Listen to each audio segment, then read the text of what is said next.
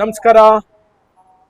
ಏನು ಕರ್ನಾಟಕ ರಾಜ್ಯದ ಕರ್ನಾಟಕ ಕಾಂಗ್ರೆಸ್ ಸರ್ಕಾರದಲ್ಲಿ ನೂತನ ಸಚಿವರಾಗಿ ಪ್ರಮಾಣ ವಹಿಸಿದ್ದಾರೆ. ಎಲ್ರಿಗೂ ಕೂಡ ಶುಭ ಹಾರೈಸ್ತಾ ಇದ್ದೀನಿ. ಅದೇ ರೀತಿ ಇವತ್ತು ಮಾನ್ಯ ಡಿ.ಕೆ. ದರ್ಬಾರ್ ಸರ್ಕಾರ್ ಸಚಿವ ಸಂಪುಟದಲ್ಲಿ ನಮ್ಮ ಚಿಕ್ಕಬಳ್ಳಾಪುರ ಜಿಲ್ಲೆ ಹಾಗೂ ಕೋಲಾರ ಜಿಲ್ಲೆ ಏನು ಎರಡು ಅವಿಭಾಜ್ಯ ಜಿಲ್ಲೆಗಳಿದೆ, ಈ ಎರಡು ಜಿಲ್ಲೆಗಳನ್ನ ಅನಾಥವನ್ನಾಗಿ ಮಾಡಿದ್ದಾರೆ.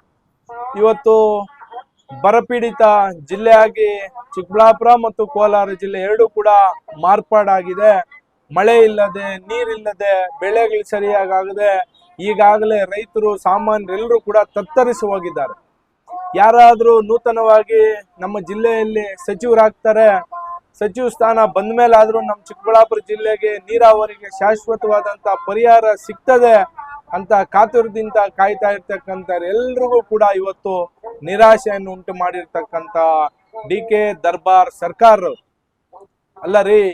ಇವತ್ತು ಚಿಕ್ಕಬಳ್ಳಾಪುರ ಜಿಲ್ಲೆಯಲ್ಲಿ 4 ಶಾಸಕ ಸ್ಥಾನವನ್ನ ನಿಮ್ಮ ಕಾಂಗ್ರೆಸ್ ಸರ್ಕಾರಕ್ಕೆ ನಮ್ಮ ಜನ ಕೊಟ್ಟಿದ್ದಾರೆ. ಇವತ್ತು ಮಾನ್ಯ ಜಿಲ್ಲಾ ಮಾಜಿ ಉಸ್ತುವಾರಿ ಸಚಿವರಾದಂತ ಎಂ.ಸಿ. ಸುಧಾಕರ್ ಅವ್ರಿಗಾದ್ರೂ ಸಚಿವ ಸ್ಥಾನ ಕೊಡ್ಬೇಕಿತ್ತು. ಅದೇ ರೀತಿ ಚಿಕ್ಕಬಳ್ಳಾಪುರ ಶಾಸಕ ಪ್ರದೀಪ್ ಈಶ್ವರ್ ಅವ್ರಿಗಾದ್ರೂ ಕೊಡ್ಬೇಕಾಗಿತ್ತು. ಅದೇ ರೀತಿ 3 ಬಾರಿ ಶಾಸಕರಾಗಿ ಆಯ್ಕೆಯಾಗಿರ್ತಕ್ಕಂಥ ಮಾನ್ಯ ಶಾಸಕರಾದಂತ ಸುಬ್ಬಾರೆಡ್ಡಿ ಅವ್ರಿಗಾದ್ರೂ ತಾವು ಕೊಡ್ಬೇಕಾಗಿತ್ತು.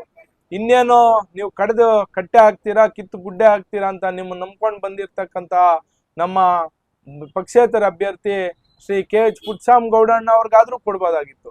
ಅದೇ ರೀತಿ ಪಕ್ಕದ ಜಿಲ್ಲೆ ಕೋಲಾರ ಜಿಲ್ಲೆಗಾದ್ರೂ ಕೊಡ್ಬೋದಾಗಿತ್ತು. ಇವತ್ತು ಈ ಎರಡು ಜಿಲ್ಲೆಯ ಏನು ಸಚಿವ ಸ್ಥಾನ ನಿರಾಶೆ ಆಗಿದೆ. ಈ ಕ್ಷೇತ್ರ ಬಹಳ ಹಿಂದುಳಿತೈತೆ ಅಂತ ನನ್ನ ಗಮನಕ್ಕೆ ಬಂದಿದೆ.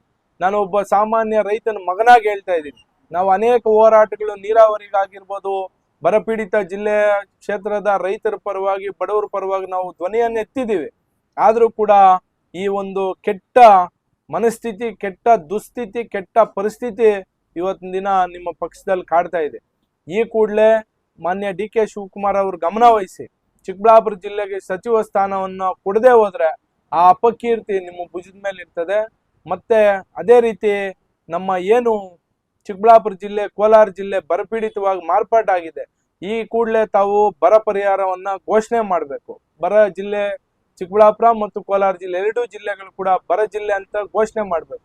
ನೀವು ಘೋಷಣೆ ಮಾಡದೆ ಹೋದ್ರೆ ಈಗಾಗಲೇ ಅನೇಕ ರೈತರ ಬೋರ್ವೆಲ್ಗಳಲ್ಲಿ ನೀರು ಕಡಿಮೆ ಆಗ್ತಾ ಬಂದಿದೆ. ರೈತರು ಸಂಕಷ್ಟದಲ್ಲಿದ್ದಾರೆ, ಸಾಮಾನ್ಯ ಜನರು ಒತ್ತಡದಲ್ಲಿದ್ದಾರೆ, ಅನೇಕರು ನೋವನ್ನು ಅನುಭವಿಸ್ತಾ ಇದ್ದಾರೆ.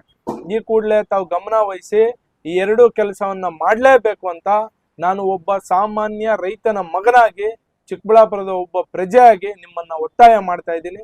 ನಮಸ್ಕಾರ.